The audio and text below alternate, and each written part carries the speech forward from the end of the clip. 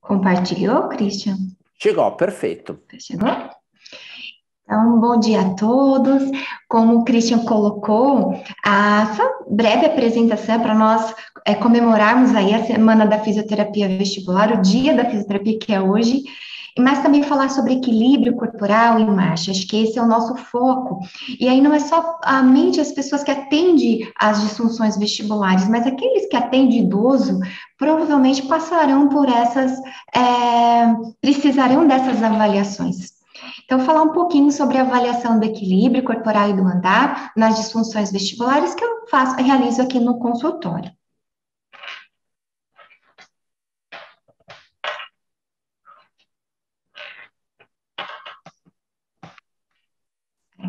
Então, qual é o objetivo dessa discussão hoje, assim, para nós concluirmos a nossa live? Como avaliar o equilíbrio corporal e o andar de pacientes com disfunções vestibulares? Quais parâmetros do equilíbrio corporal e do andar devemos avaliar? Quais instrumentos de avaliação podemos utilizar? Quais alterações físico-funcionais são observadas? Hoje eu vou apresentar um caso específico de remoção cirúrgica do neurinoma do acústico e como elaborar objetivos específicos, mensuráveis, reais, a curto e a longo prazo. O objetivo da aula hoje não é avaliar a função do labirinto. Quando nós temos uma lesão vestibular, a fisioterapia tem dois papéis. Uma, avaliar a função do labirinto e também do equilíbrio corporal e do andar. Por conta do nosso tempo, o nosso foco é o equilíbrio e o andar. Só para recapitularmos, eu vou colocar aqui o cronômetro para eu ter controle direitinho do horário.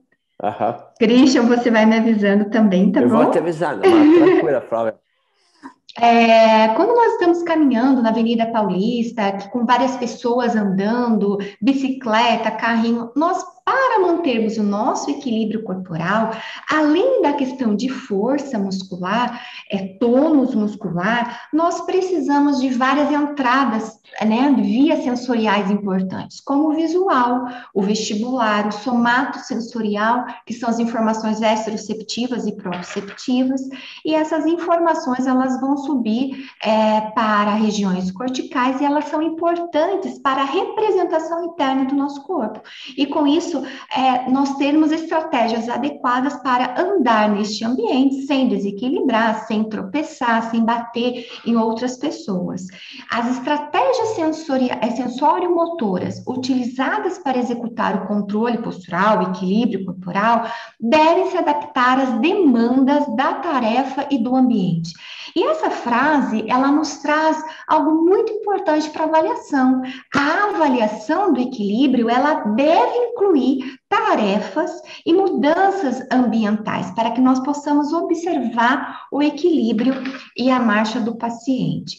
Então, a tarefa, essa interação entre o indivíduo, a tarefa e o ambiente, nós temos estratégias para a manutenção deste equilíbrio, mantendo a estabilidade do centro de massa, uma boa orientação da cabeça e do tronco, com menor gasto energético. Então, a gente sabe, aqueles que atendem idoso, pacientes com disfunção vestibular, o quanto eles gastam mais energia para manter o equilíbrio corporal. Por isso que ao longo do dia, no final do dia, o paciente está muito cansado, porque ele está prestando mais atenção para o andar também. Agora, trazendo um pouco dessa questão sensorial, o sistema vestibular ele tem um papel muito importante no nosso equilíbrio corporal. Então, ele é composto pelos três canais semicirculares, o anterior, posterior e os laterais, que detectam a aceleração angular. Então, nós temos aqui o labirinto, o sistema vestibular que está lá na orelha interna e os canais semicirculares. Quando nós rodamos a cabeça e fazemos uma aceleração com a cabeça, esses canais eles vão identificar essa aceleração e vão mandar essa informação para o tronco encefálico por meio do oitavo nervo craniano, vestíbulo coclear.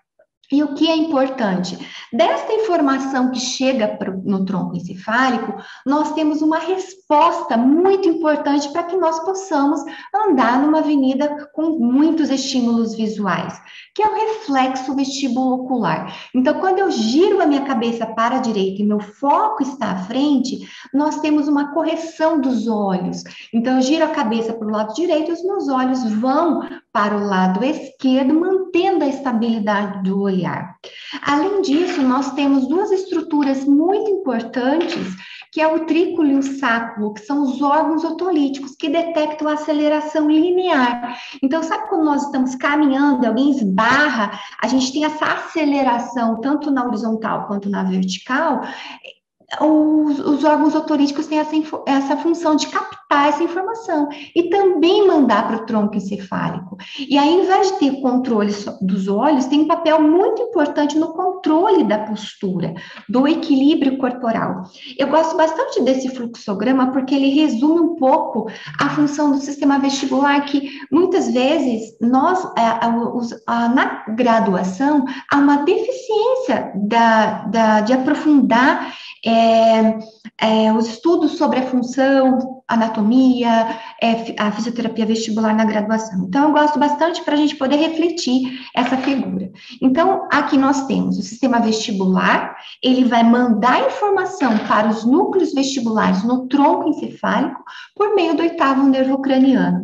Só que os núcleos vestibulares, eles também recebem informação da visão, da informação proprioceptiva que está subindo, da informação extroceptiva. Ele é, na verdade, um integrador das informações sensoriais. Ele é muito importante para o equilíbrio corporal. E essas informações, a saída dos núcleos vestibulares, são moduladas pelo cerebelo. Aí essa informação vai chegar no córtex, para a percepção do movimento, ela vai subir para o complexo óculo-motor, para gerar o movimento oposto ao movimento da cabeça e manter a estabilidade do olhar, e ela também desce para a medula para manter a postura, a nossa estabilidade postural. Sendo assim, um dos principais sintomas que o paciente refere por uma lesão vestibular é a vertigem, que é a ilusão de movimento. Ela pode ser rotatória, não rotatória. Eu deixei esse artigo aqui porque ele é um artigo muito importante, ele é um consenso mundial sobre os sintomas vestibulares. Então, quando tem uma lesão vestibular, o paciente ele vai apresentar essa vertigem, ilusão de movimento e também pode apresentar o desequilíbrio corporal. O foco hoje da live, eu trouxe um caso clínico de uma paciente que teve um neurinoma do acústico, que é um tumor na região do oitavo nervo craniano. Então, nós temos aqui a orelha externa, a orelha média e a orelha interna, que é onde fica o labirinto, que envolve a parte coclear da audição e a parte vestibular do equilíbrio corporal. E o nervo vestibular que vai mandar essa informação lá para o tronco encefálico. Então, aqui há um tumor. O que é o neurinoma do acústico ou o schwannoma vestibular? É um tumor benigno, de crescimento lento, que se origina nas células de Schwann do oitavo nervo craniano. 90% das lesões ocorre na região do ângulo ponto cerebelar, embora seja um tumor benigno, com o crescimento dele compromete a função do nervo vestíbulo coclear e também pode ter compressões de estruturas centrais, corresponde a 8 a 10% dos tumores cranianos. Quando tem nós estamos o tempo todo recebendo informação bilateral, então mantém, os núcleos vestibulares, eles recebem informação do lado direito e do lado esquerdo. Quando tem uma lesão unilateral, há uma assimetria entre as informações que estão chegando no núcleo, e com isso causa muita náusea, vômito, vertigem. O paciente pode apresentar, então, uma fase aguda, déficits estáticos e dinâmicos, e eu vou chamar a atenção porque nós temos que avaliar esses déficits estáticos e os dinâmicos. Então, nistagmo, instabilidade postural para o lado da lesão, um tilt da cabeça também para o lado da lesão, o desalinhamento vertical dos olhos, a própria vertigem e o comprometimento da percepção de verticalidade. Eu não falei anteriormente, mas os órgãos otolíticos, eles detectam a direção da aceleração gravitacional. Então, ele tem um papel importante na nossa verticalidade. E quais são os déficits dinâmicos? O reflexo vestibulocular. Se um lado não está funcionando corretamente, quando eu giro a minha cabeça, a imagem ela fica embaçada e chama-se oscilopsia. É uma falta de estabilização do campo visual. Também um comprometimento do reflexo vestibuloespinal, que é aquele que vai descer para contração muscular e manutenção da postura. A oscilopsia, como eu disse, que é esse movimento do campo visual que piora com a movimentação da cabeça. A vertigem, que é a ilusão de movimento que pode ser rotatória ou não. Instabilidade importante para o andar. Mudanças nos parâmetros espaço-temporais do andar, depois eu vou apresentar alguns achados também da literatura, desorientação espacial e falta de percepção da nossa estabilidade, da verticalidade. Bem, todos esses, então, essa lesão vestibular, esse comprometimento, ele acaba contribuindo para um impacto nas atividades de vida diária. O caso clínico que eu vou apresentar é de uma jovem de 33 anos, compromete muito a questão profissional. Nos idosos, compromete muito as atividades do dia a dia desse idoso, levando até mesmo ao desuso, o medo de andar, o medo de movimentar a cabeça e deflagrar a tontura. Esse caso clínico, então, é uma paciente de 33 anos de idade que foi identificado um neurinoma do acústico à direita. Ela chegou para mim pós-cirurgia, então foi retirado o nervo vestibular, retiraram o tumor e houve a remoção do nervo vestibulo-coclear. Então, ela perdeu a função da audição e do sistema vestibular do lado direito. O tumor tinha cerca de 3 centímetros, era uma lesão expansiva no ângulo ponto cerebelar à direita. E aí, como que ela chegou para a reabilitação, né, para a fisioterapia? Ela chegou com muita vertigem, com náusea, o vômito já tinha diminuído, mas ela também estava tomando medicamento. Qualquer movimento da cabeça, ela piorava a náusea dela. Falta de estabilização da visão ao movimento da cabeça, muita insegurança para o andar, perda auditiva à direita, e como o nervo vestibulo-coclear, ele está muito junto com o nervo facial, pós-cirurgia também pode ter um comprometimento do nervo facial. Então, ela tinha uma paralisia facial à direita. Ela fazia fisioterapia de paralisia facial com uma fisioterapeuta e fazia a fisioterapia vestibular comigo. Essa paciente, ela chegou andando, arrastando os pés, sem um contato inicial corretamente, apoiando. Ela tinha a sensação de quase queda constantemente, ela estava mais deitada do que andando. Então, o que no exame físico nós observamos? Nistagmo, né, um nistagmo horizontal, espontâneo, característico após essa remoção do nervo vestibular, comprometimento do reflexo vestibulocular. Então, imagine só, nós estamos andando na rua, vira a cabeça e a imagem perde essa estabilização do campo visual. Quanto isso compromete também o equilíbrio corporal. Ela apresentava boa força muscular, mas quando ela jogava, havia transferência de peso para o lado direito, ela caía na direção daquele lado.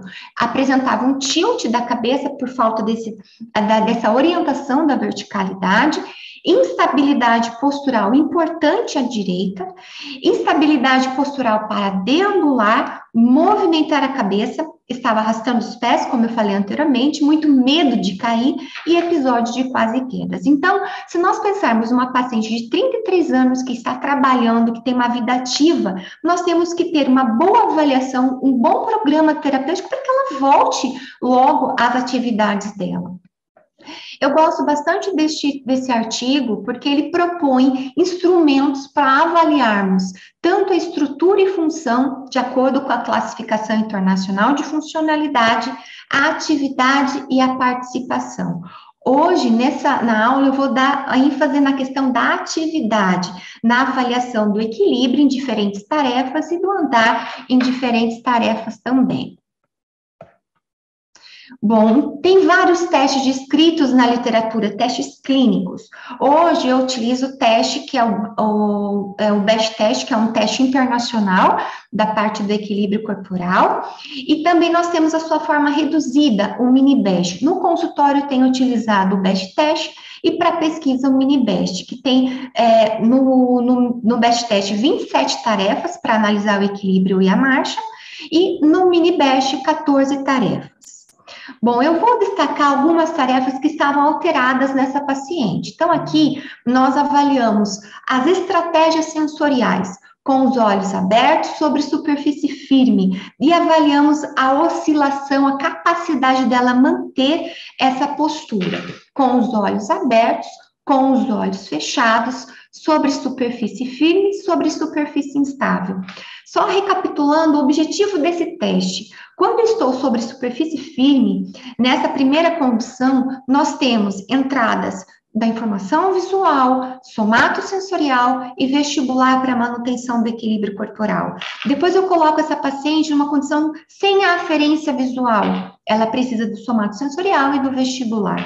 E a condição de espuma, que leva a um conflito da informação proprioceptiva, porque começa a ter movimentos ali na região do tornozelo e o sistema nervoso central vai tentar utilizar outras informações sensoriais, além por conta dessa diminuição da acurácia proprioceptiva, o visual e o vestibular.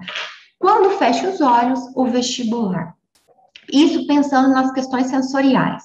Essa paciente, ela apresentou um comprometimento com os olhos abertos sobre superfície instável, com os olhos fechados, e também nós fazemos um teste sobre uma prancha inclinada, que vai jogar o centro de massa para trás, e com os olhos fechados ela tem que se endireitar. E essa paciente também apresentou dificuldade, o aumento da oscilação.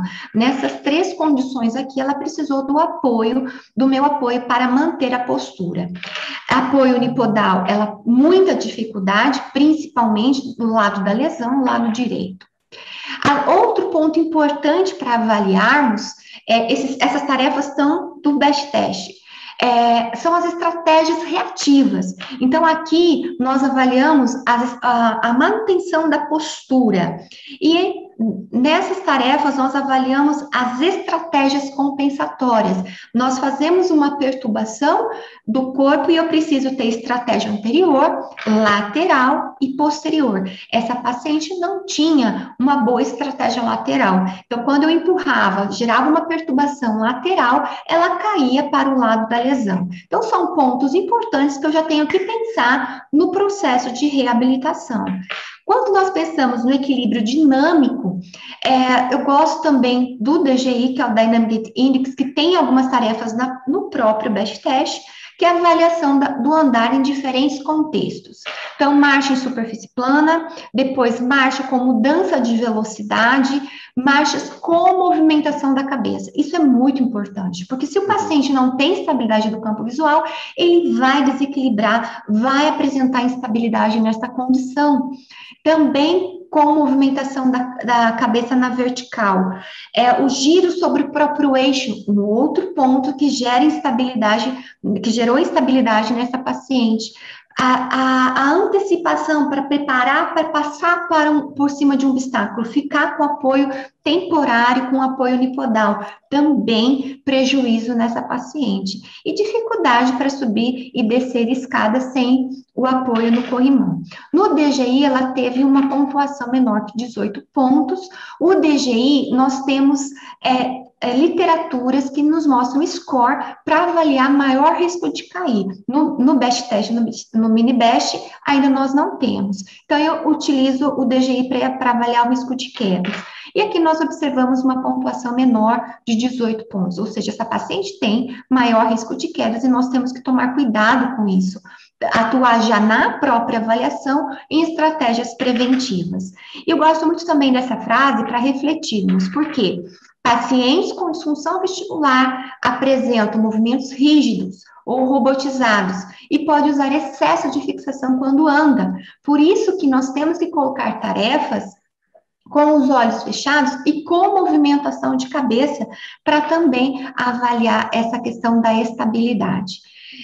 Eu trouxe aqui alguns achados em relação à marcha na literatura que mostram que os pacientes com disfunção vestibular, eles apresentam esse excesso de fixação de referência visual para o andar, o aumento da oscilação corporal. Essa paciente, quando chegou, além de ter essa instabilidade médio-lateral, ela tinha uma oscilação aumentada do tronco, aumento da base de suporte, redução do comprimento do passo, da passada, redução da velocidade. Tem alguns pacientes, não foi o caso dessa paciente em questão, que às vezes para tentar corrigir uma instabilidade, eles andam mais rápido. Por isso que na avaliação é importante nós avaliarmos uma velocidade lenta e uma velocidade rápida.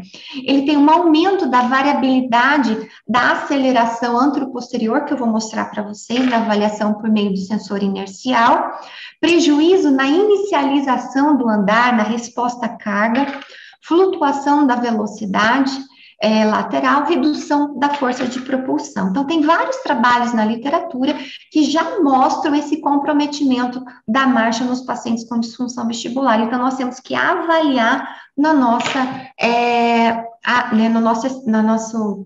primeira avaliação desse paciente. Aqui, eu mostro um gráfico do BEST teste que eu realizei, pré e pós a reabilitação. Essa paciente fez 20 sessões de reabilitação por 4 meses. Em relação, por exemplo, o score vai de 0 a 100. 100 é o melhor score, melhor desempenho. Nós aqui observamos que no pré, que é o azul mais escuro, essa paciente apresentou muito prejuízo nos testes de organização sensorial, que eu mostrei anteriormente, na antecipação também e na estabilidade da marcha. E depois nós verificamos que clinicamente ela teve um desempenho maior em relação a todos esses domínios do BEST teste. Aí, além dessa avaliação clínica, eu faço também a avaliação por meio do sensor inicial. Eu já tinha o G-Walk, nessa época, essa paciente é de 2018, eu usava o G-Walk, agora eu estou usando o BioBeat. Como avaliar essa paciente? Então, nós fizemos uma avaliação clínica em várias tarefas, agora vamos tentar entender um pouco mais os parâmetros da marcha. O interessante do sensor é que ele é portátil, né? Não tem fio, a gente pode estar avaliando esse paciente dentro do consultório, também fora do consultório, na casa do paciente.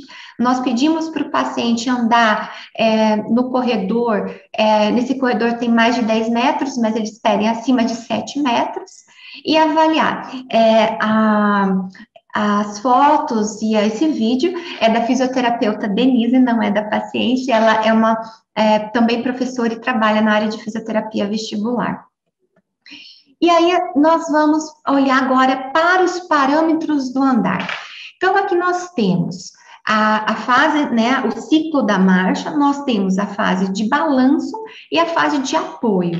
Então, a fase de apoio, ela corresponde, em média, 60% do ciclo da marcha, e a fase de balanço, 40%. Aqui nós temos o lado esquerdo e aqui nós temos o lado direito. Lembrar que essa paciente, ela tem um comprometimento à direita. O que nós podemos observar? Que ela apresenta o maior tempo da fase de apoio bilateral, sendo maior para o lado esquerdo. Então, é esperado, uma vez que ela tem a lesão à direita, ela não consegue transferir esse peso corretamente para a direita e tem o maior tempo do apoio à esquerda. Quando a gente olha para a fase de apoio, nós temos o duplo apoio e o apoio simples, e ela também apresentou um aumento dessas fases do duplo apoio e do apoio simples no lado esquerdo. Pós-reabilitação, essa figura eu gosto bastante porque ele me dá o índice de simetria entre a fase de balanço e a fase de apoio. Aqui nós temos o índice de simetria 91,6 à esquerda e à direita 93,7. Pós-reabilitação, ela fez 20 sessões comigo, mas exercícios diários no domicílio, e esse processo durou 4 meses. Aqui, pós a reabilitação, nós podemos observar que os parâmetros, eles entraram numa faixa de normalidade, ou seja, reduziu o apoio dela e melhorou também o balanço do lado esquerdo e do lado direito. E se nós observarmos o índice de simetria, ele é perfeito, está em torno, assim, de 99%, tanto à esquerda quanto à direita. Um outro ponto importante são os parâmetros espaço-temporais do andar. Então, aqui nós temos uma coisa que me chamou muita atenção, uma moça de 33 anos de idade, olha a velocidade do andar dela, 0,7, é muito baixo, né? E a cadência também reduzida. Pós-reabilitação, o que nós observamos? Houve um aumento da velocidade do andar. Com essa paciente, eu treinei dentro do consultório e também treinei na rua, tanto a marcha, com uma velocidade autoselecionada, mas também rápida, com rotação de cabeça e corrida. Então, essa paciente houve uma melhora na velocidade do andar e também da cadência. A cadência dela, que deu 115, aqui a faixa de normalidade, se nós formos pensar aqui no desvio padrão, a cadência também entrou dentro dessa faixa de normalidade. Houve uma melhora, então, do número de passos por minuto e também da velocidade do andar. E o comprimento da passada corrigido pela altura, ele, embora simétricos, um pouco maior à esquerda, mas ambos reduzidos em relação à faixa de normalidade. E o comprimento da passada corrigido pela altura também normalizou no pós-tratamento. Então, agora, nós estamos olhando para a marcha de uma maneira mais quantitativa. Nos testes clínicos, nós avaliamos mais a questão da instabilidade, se ele consegue, o desempenho, se ele consegue, não consegue, e se ele apresenta instabilidade postural ao andar. Aqui nós estamos tentando enxergar esses parâmetros no pré e no pós. Um outro ponto que eu acho muito interessante é a propulsão. Lembram que lá na fase inicial, essa paciente, ela arrastava os pés para andar. Ela não tinha um bom contato inicial, ela não tinha uma boa propulsão, embora a propulsão dela até aqui era boa, não era ruim em relação a um paciente idoso, que às vezes nós atendemos aqui com lesão vestibular, mas pós-reabilitação a propulsão dela melhorou muito, né? Então, em relação à idade dela. Então, essa questão dela por que melhorou a propulsão? Porque também melhorou a estabilidade ao longo da marcha, reduziu o apoio e melhorou o balanço, melhorou o apoio unipodal dela. Um outro ponto que eu acho interessante é a aceleração anteroposterior. Esse gráfico nos dá, então, aqui pré-reabilitação e pós-reabilitação. Se nós olharmos nesse gráfico, nós temos aqui a fase de apoio, que nós vimos que está aumentada, e a fase de balanço. Se nós olharmos aqui em vermelho o lado esquerdo, na direita o verde à direita. Então, se nós olharmos aqui, o que acontece? O apoio está aumentado, passa de 60%, que nós vimos inicialmente. Olhando o gráfico no pós, a gente verifica que isso já se normaliza, chega aqui próximo a 60%. Quando nós olhamos a linha mais escura, é a mediana, e o restante é a variabilidade do ciclo que essa paciente foi tendo. Então, lembrar, uma paciente em uma fase aguda, pós uma descompensação, uma assimetria entre os labirintos, ela apresenta um aumento da variabilidade do andar. E nós conseguimos observar aqui muito bem a esquerda e a direita. Então, aqui nós temos esse traçado, mostra quando retira o pé direito do chão. Então, o que, que vai acontecer? Aqui já é o apoio simples à esquerda, e aqui é o apoio simples à direita. E aí, o que, que eu gostaria de chamar a atenção no pós? Houve uma redução dessa variabilidade. Se nós olharmos no traçado, houve uma redução. E o que me chama a atenção também, além dessa redução do apoio, a redução da variabilidade, essa paciente aumentou a velocidade, aumentou também a propulsão.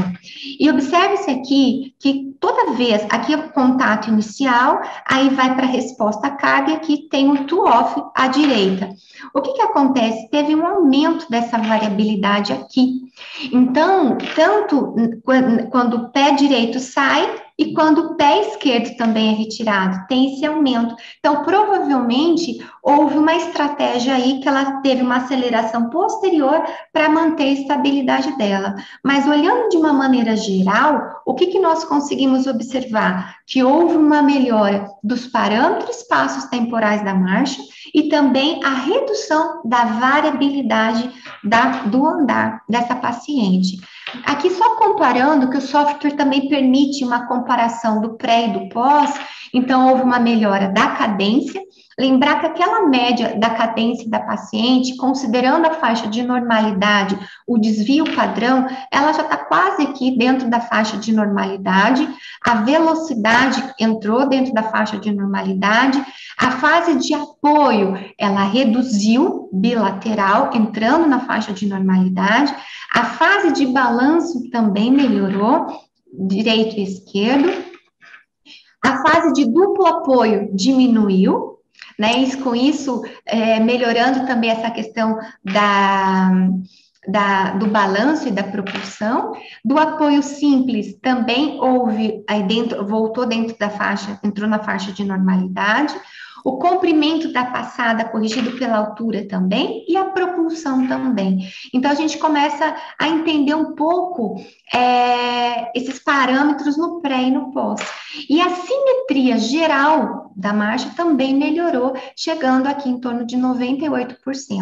O software também me dá a questão da inclinação da pelve, a obliquidade e a rotação. A obliquidade não houve diferença, mas a gente percebe que a inclinação antero-posterior melhorou e também a rotação no pós, ou seja, maior estabilidade postural, principalmente na fase de apoio simples, porque essa paciente, ela tinha dificuldade de ter o apoio simples e ir para o balanço, ela tinha maior tempo do duplo apoio.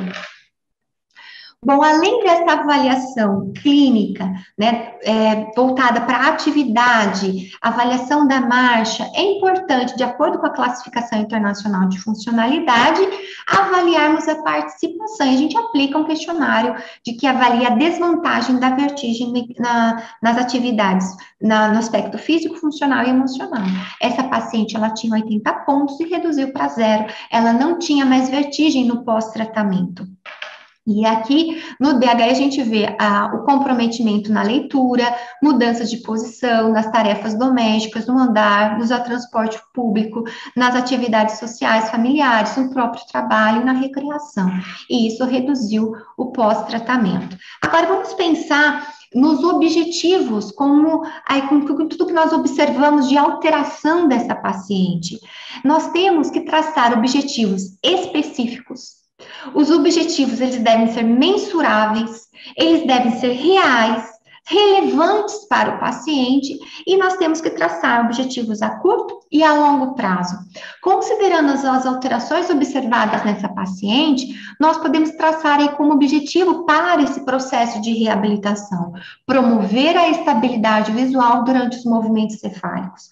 Ela não tem mais a função vestibular adequada e nós temos que usar mecanismos para compensar essa deficiência, reduzir a vertigem, recuperar o equilíbrio corporal corporal semiestático e dinâmico, que nós observamos que nós atingimos esses objetivos, reduzir a desorientação espacial, diminuir a sensibilidade à movimentação da cabeça, nós também conseguimos atingir esse objetivo, melhorar a navegação espacial, reduzir a vertigem visual, que seria isso, quando ela vai ao ambiente, como eu falei para vocês, na rua, com muito conflito visual, alguns pacientes também podem apresentar vertigem, evitar o desuso, que é muito comum nesses pacientes. Eu tenho tontura, então não vou movimentar a cabeça. Eu tenho tontura para o andar, eu tenho instabilidade, então vou ficar olhando o tempo todo para o chão, buscando referência visual para eu manter a minha estabilidade. Reduzir o risco de quedas, reduzir o medo do movimento, reduzir o risco de acidentes. Essa paciente saiu do risco, ela tem, se nós observarmos os resultados dela, ela voltou a ter uma vida normal. Ela tinha muita dificuldade em realizar, ela fazia hidroginástica, ainda continuou com alguma dificuldade, porque é um ambiente de muito conflito, ela sentia enjoo, mas de resto ela voltou às atividades, tanto profissionais como sociais. E esse é o nosso objetivo principal da reabilitação também, né? Traçar objetivos para estimular as atividades e a participação social do paciente. Então, para finalizarmos, eu gostaria de deixar aqui algumas recomendações, algumas orientações que eu acho importante para refletirmos na avaliação do equilíbrio corporal.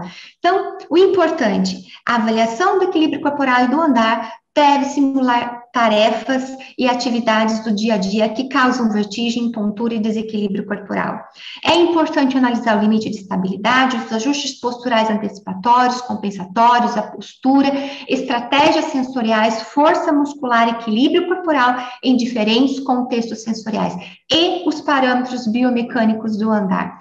A avaliação do equilíbrio corporal e do andar deve incluir a análise do risco de quedas. O sensor inercial, ele permite monitorar o impacto da deficiência do sistema vestibular nos parâmetros espaço-temporais, variabilidade do andar, propulsão, simetria, simetria também da mobilidade pélvica, dentre outros parâmetros. Hoje, o BioBeat, ele também permite analisar a oscilação corporal naqueles testes de organização sensorial, com os olhos abertos, olhos fechados, sobre o som firme e sobre superfície instável, que nós observamos clinicamente. É importante realizarmos uma avaliação cinético-funcional minuciosa para apresentarmos ao paciente objetivos fisioterapêuticos mensuráveis, factíveis, relevantes a curto e a longo prazo. Então, era isso que eu gostaria de apresentar para nós discutirmos nessa live. Fico aberta para perguntas. Eu vou descompartilhar. Fantástico, Flávia. Impressionante o resultado na marcha, porque em 4 meses passar aquela estabilidade ali no andar é incrível, né? Agora, eu vejo uma grande complexidade porque a tua avaliação entra em uma visão bem ampla sobre o paciente, né? Inclusive sobre tarefas do dia a dia, sobre aspectos também emocionais. Eu vi que tu trabalha em vários aspectos, né? E isto tem também uma complexidade de tarefas da reabilitar. Uhum. Da onde tu começa? Sim, o importante, Christian, é assim, às vezes o paciente ele veio com o diagnóstico de uma doença, mas nós não tratamos a doença, nós tratamos o impacto dela na funcionalidade, né? Então, o primeiro dia, eu falo que a avaliação ela deve ser diária, né? Porque esse paciente ele vai mudando ao longo do tempo por conta da neuroplasticidade. Então, essa avaliação inicial, ela é muito importante. Então, eu vou verificar as dificuldades desse paciente e muitas tarefas que eu usei para avaliar, eu vou tratar. Então, a princípio, eu vou começar a trabalhar com os olhos fechados, eu vou trabalhar com os movimentos de cabeça mais lentos, porque a paciente sente enjoo, e à medida com que ela vai melhorando, eu vou intensificando os exercícios. exercícios. E o que, que eu acho muito importante? Às vezes, o paciente ele vem uma vez por semana comigo. Aí eu tenho que planejar também exercício diário e seguros para ele realizar no domicílio. Então, eu sempre indico exercício para casa. Exercício, essa paciente realizou exercício diariamente no domicílio, 2, 3 vezes por dia, para tentar melhorar a estabilidade da visão ao movimento da cabeça.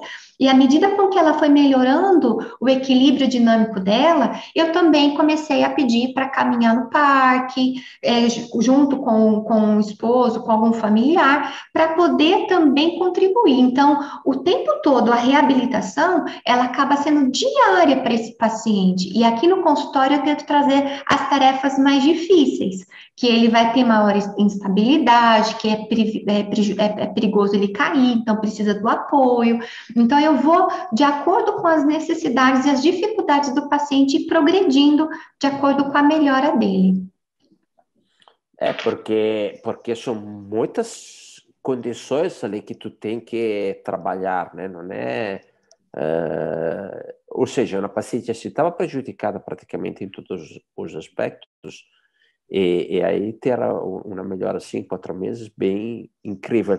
Flávia, tu pode compartilhar de novo os dados, que quero comentar uma coisa bem Sim, interessante sobre a variabilidade dos dados, né? Que eu fiquei impressionado de uma outra coisa, né? Ali, se a gente vai ver os dados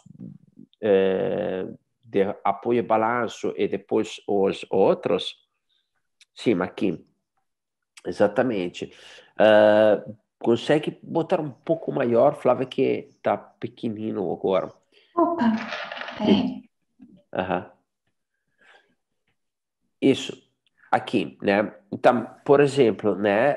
Só para quem está acompanhando, tem o Lázaro aqui que está, Lázaro Juliano Teixeira, muito bom, parabéns, Kinetec, doutora Flávia, sempre excelente. Ele está comentando, né? Obrigada. O Lázaro é um amigo aí do Sul. E aí queria mostrar uma coisa bem interessante, né? Olha só, por exemplo, a fase de apoio do esquerdo, né? Ela tem como variabilidade 2,82. E o limite indicado é uma oscilação, uma variabilidade de 1,97, olhando a faixa de normalidade. E aí, depois a gente enxerga no pós-tratamento como isto melhorou, né? Uhum. E todos os dados eu vi na grande melhoria na variabilidade, que se refletem também lá na variabilidade da aceleração, que mostrou uma diminuição de variabilidade bem considerável, né? Agora, esta questão aí, acho que é bem crucial. Eu com o Guilherme fizemos uma live onde discutimos muito da variabilidade, né, do desvio padrão. Por quê? Porque quando uma pessoa tem um bom controle motor, ela consegue repetir estas tarefas cíclicas, como caminhar, ou andar de bicicleta, por exemplo, com um mecanismo muito parecido, né, porque já tem uma eficiência, né, e tem uma eficiência que vai se refletir sobre a eficiência energética. E aí, normalmente, os parâmetros lineares, os parâmetros de variabilidade, quando uma pessoa tem um excelente controle, né, estão baixos.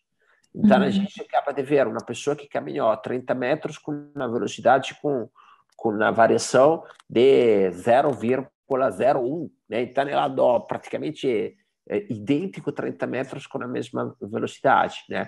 E aqui é bem impressionante como ela acaba melhorando. Olha só, a fase direita, que passa a 1,13 o apoio, né? Uhum.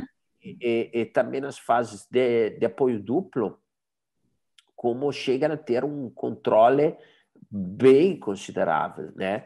É aí aqui é bem evidente quanto a pessoa começa a ter esta estabilidade de controle da tarefa com grande eficiência. Em 4 meses, assim, eu te falei, né, que tem esses problemas, estou pensando em vir me tratar contigo, Flávio, porque ninguém está entendendo nada aqui que eu tenho 200 consultas, entendeu? E são anos, né? São anos.